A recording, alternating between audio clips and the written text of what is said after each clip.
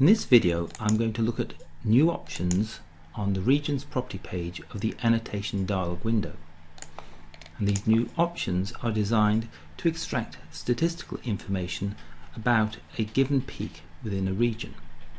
So I've created previously a region on this oxygen 2s. It has a background, so I can calculate values from the region that correspond to the height in counts per bin.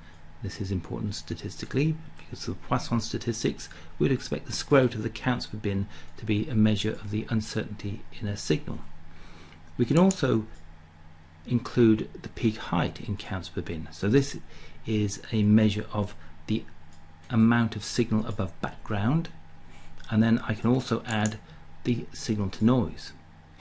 And this signal to noise calculation is the ratio of the peak height above the background divided by the square root of the counts per bin at the peak maximum.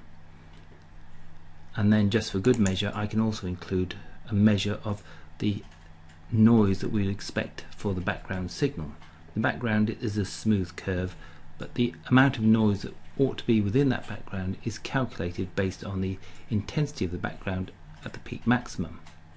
So when I press this button, I would get the normal set of entries in the regions table added to the display, but I can exclude the normal entries by ticking these boxes that say exclude, so the full width half maximum, the area, and also the atomic concentration.